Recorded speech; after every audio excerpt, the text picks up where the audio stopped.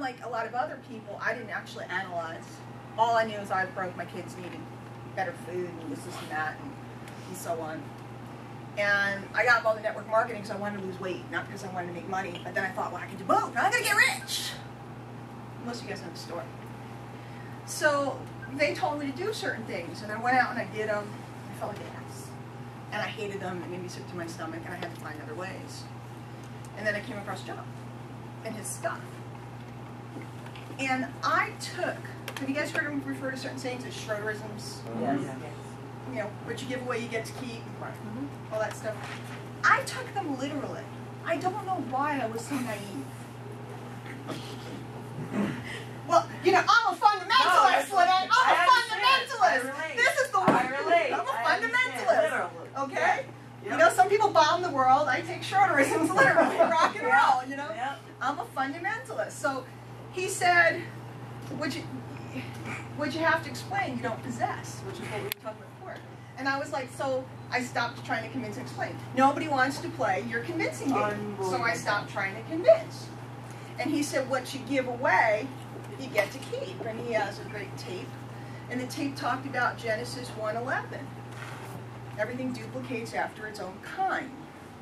So if you break off a smile, and I give you a smile, see now, Bill, I'm lucky if I get that. No, I'm kidding. I hand him a smile. You literally cannot resist my smile back. You can't do it. You can't do it. You got to be like a real creepy guy. And you've seen some of those people. You're like in New York City, you walk in the street, you're like, yeah, like, okay, they're jaded and they're miserable. But you break off a smile before Joe said something to Tyrell about something. He said he complimented you. You complimented him back. So I started to think, this is pretty cool. I started to test it because I'm Pollyanna dorky girl. So I started testing. And so I started to realize that if I looked in the mirror, because that's what most people do all day. Maybe not literally in the mirror, but they're busy going, am I this enough? Am I that enough? Think about it. If we taped this whole room, how many times have you diminished yourself since you got here this weekend? I'm looking at you because you look fabulous and you've made huge changes and you look the best I've ever seen you look, but you diminished yourself with me. We can't help, we're girls. That's what we do. I've been doing it and joking around. But if I looked in the mirror, it went away. I saw that chick. I wasn't very fond of that chick. But I had to figure out a way to start liking her better so that I could start attracting more people to me. Because nobody's going to come to somebody they don't like. I have to tell you things about Joe. I'll finish the story in a second. Can I go sidebar? Yeah. Can I handle it? Yeah. Are you bright enough? Sure. Sure. She's doing good. When I met Joe, he beat the shit out of me. He beat the living crap out of me. I'm saying it on a video camera. Joe Schroeder beat the crap out of me. Verbally, mentally. Thank God he did. I paid him to, one. But he wouldn't have done it even if I had paid him to if he didn't think I could handle it because I kept coming back for more. Hit me, Mick. Hit me, Mick. Hit me, Mick. Cut me, Mick. Cut me, Mick. Yeah. You know? I kept coming back for more. Well, I did this, and what about this? Boom! Knock me down. But I did this. What about this? Boom! Knock me down. But he's the one that got me to finally to understand my worth. See, because I didn't understand, May, is you? Like you didn't understand today. You have 30 some odd years of business experience. You've done more than most men in America will ever even dream of doing. Probably Canada too. Everybody knows I have to make a Canada joke every time I say it. You know why? Because I feel bad because it rolls off of our tongues. It's okay. And then I'm being... We're the 51st state. Yeah. And you were ready to lose all of that you have. Just like I was ready to lose all my background and my thing and that because I felt not sure of myself in an arena. So I came to him from a very, very, very large network marketing company who happened to have been having a meeting next door earlier today, pero en español, porque solamente hay negocio en español aquí, and that's a story for another day. So I thought I was a little dweeb over there because they kept telling me, you got to have this pin, you got to be this, and you got to do this. And in the meantime, I was doing what nobody could do, the volume I was running, and what I was producing, and what I had done. But because of the environment over there, I thought I was nothing. I showed up and met this man, and he started to show me what I had done and who I was. Because I couldn't see, guys, because I was looking in the mirror, and I saw her. And then I was in an environment that kept telling me how little I was, because I didn't have the highest pin rank, and I was doing more volume and making more money than most of them. So I was selling more stuff. But the way that the facade worked, because it was completely a facade, I thought I was a loser. And I kept looking in the mirror and looking at her. He completely twisted my head, and I went from the chick in the flannel to all of a sudden I started waltzing around like this. And I started walking around, and Barry remembers I got real skinny, and I became like diva queen, and I was like rockstar, yeah, rockstar. This and that, and this isn't now. Reality eventually set in, and I realized I'm going to be 44 years old, and I'm a mother of 2 kids, and this is that. I like cheesecake, and that came back. But it didn't come back to where it was. Okay, I like cheesecake. It's been eyeing me in the so I can pass. If the fruit comes out, it's going to be bad. I don't even walk down there. Leave me alone. Luckily, I don't like frosting, so I didn't go for any cupcakes. I don't like frosting. So he got me to see who I really was. And I was the idiot that believed him. See, most people walk through, and he gets you on a call, and he says, Tyrell, give word, and Tyrell speaks eloquently, and everybody goes, ooh, ah, ooh, wow, he's something, something. And then he goes to work the next day, and he goes back to Tyrell. No, I'm not picking on you. I'm just saying, because I talk to people all the time, and they go, well, so-and-so, they're so incredible, and they're this and they're that, because everybody thinks everybody else is ahead of them. Everybody thinks that everybody else is ahead of them.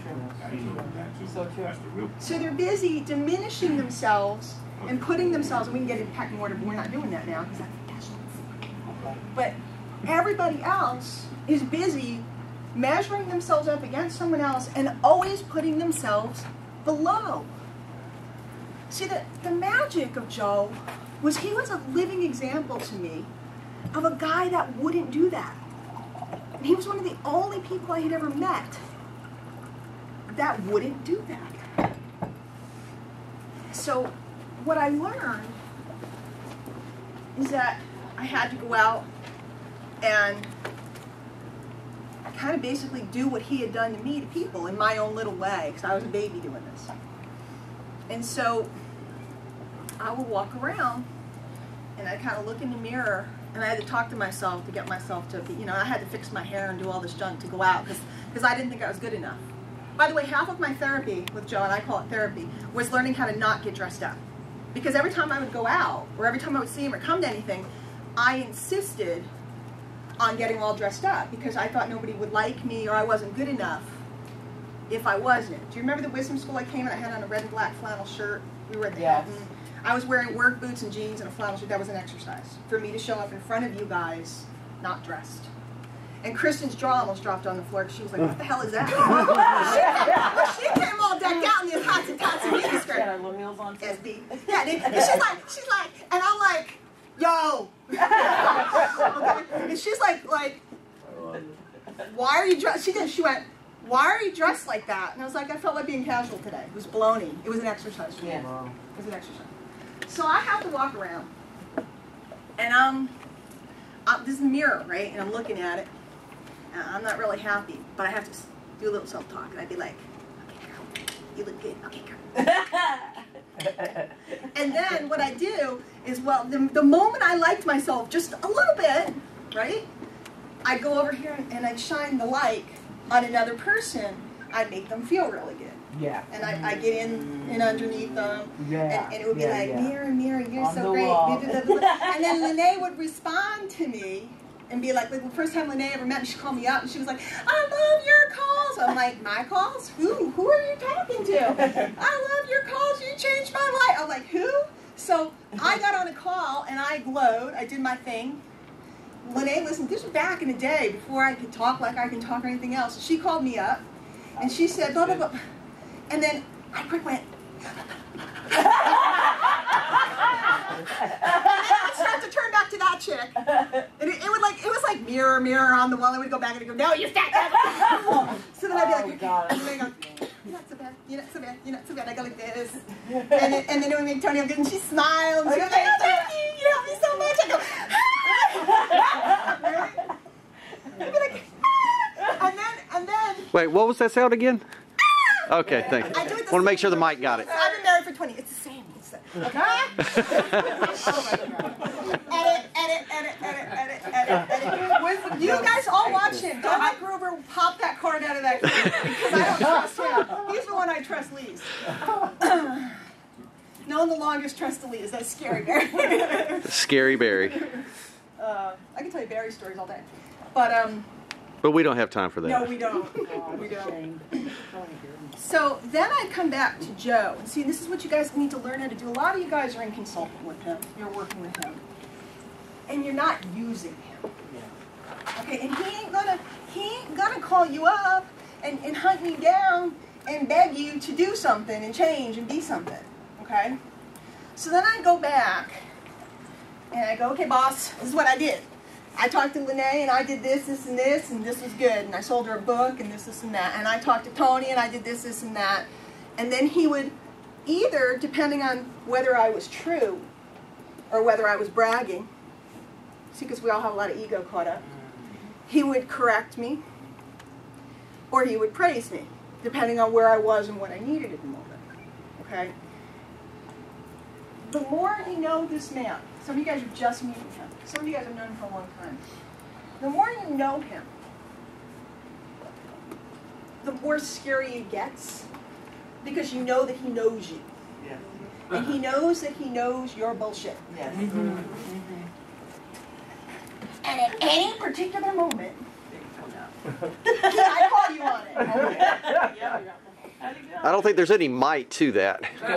He's going to hit you. No, I'll tell you the truth. There's a lot of people that he won't. Truth, there's a lot of people that, it's almost like not worth his time. He's got to care about it. Well, no, you've got to care about yourself. Right. Why would he waste his time on a guy or a girl who doesn't, they're not going to make progress? See, a teacher loves a learner. A teacher loves a learner. So if you're not stepping up to learn, why waste your breath? This is one of the hardest lessons that I learned. I used to try, I was saving the world. I was coming to save you. Sean, I want to save you. I'm going to save you. I'm going to teach you how to do all this stuff, and I'm going to save you. And if you don't want to learn, what can I do? You know, I'm not talking about you. You know, I can't, you can't bring a horse to water. You can't force somebody to make a change, and you can't force somebody to let go of their drama. If you insist on hanging on to the drama, it's for me. It's a prospect. What do they want to buy? If you go to an Evan Hagen seminar and your phone rings during the seminar, he literally runs across the thing and grabs it. It's probably Barry's phone. No, it's not mine. This is your girlfriend, because I want to say hi to her. So he won't get you if you're not worth getting. But for those of you that are ready, we're going to do some things this afternoon and tomorrow that are going to, Bill said, we're in the deep end, we're swimming in the deep end. And the reason why we can swim in the deep end is because many of you have been with us, and the rest of you feels very strongly that, that you've studied, you've worked in different things in different arenas that you come from, so that you're capable of going in the deep end with us. We're going to go in the deep end. And you have choices, and you have options. But as long as you keep noticing what you lack and letting it interrupt your psychotic focus, your burning desire, it will continue to keep from you exactly what you want. I dare say that most of you don't know what you want, which is a big part of why you're interrupted all the time. If you refine it, and if you really get to the point where you know what you want, it's never money. You all know that, right? It's never money. It's never money.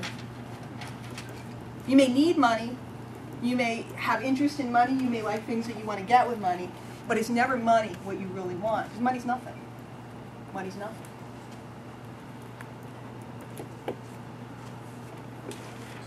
Here's my, here. Before time? Yes. When you lock the door in Joe's room? Yes. Right? Because you're from New York City, right? Yep. You don't leave a door open, you don't lock a door. I mean, you don't leave a door open, especially in Newark, New Jersey, right? Yeah. He was locked out. Because, I'm not giving you a hard time. I'm just saying, because Joe doesn't exist in the realm of finiteness. He doesn't exist in the, this was in my bag before. There's more. He doesn't exist in the realm of worry. I left before, all my stuff is here. When this becomes meaningless to you, when it becomes when it becomes meaningless to you because you know it's anywhere you want it, it's all over, when it becomes meaningless to you, you're in the place. Now y'all know I can tape it back together, take it down the bag, and don't give me another one. You know that, right? I don't want to make anybody too nervous and freak out. And they're like, you know that, right? But it was very, it was dramatic though, wasn't it? It was good. I probably shouldn't have said that, but I'm real. True. Do it again. I'll give you one. Repeat the statement when it becomes meaningless to you. When money becomes meaningless to you. If you are truly buying into the secret, if you're truly buying in to the gospel, if you're truly buying into Napoleon Hill, pick your flavor.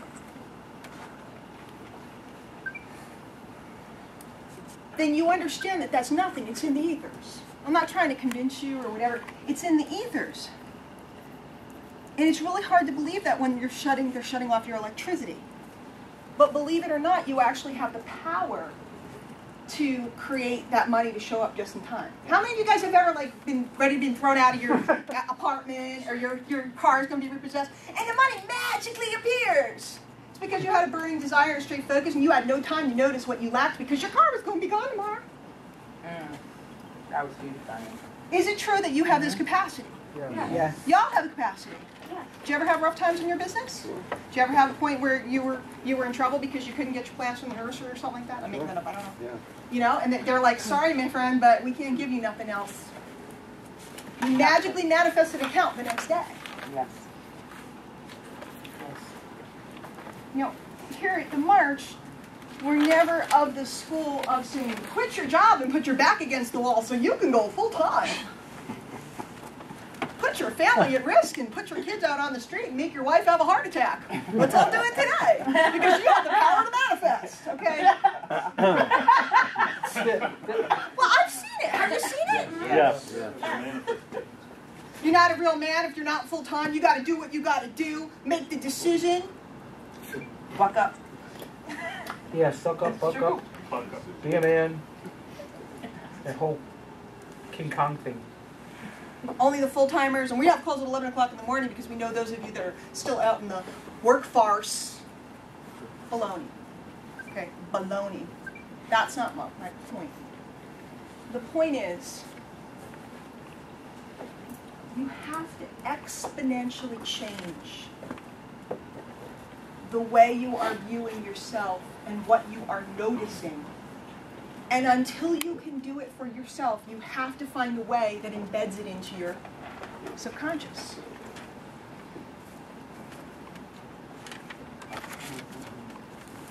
Steve has things all over his house to help him do that for himself. Not only himself, but his family.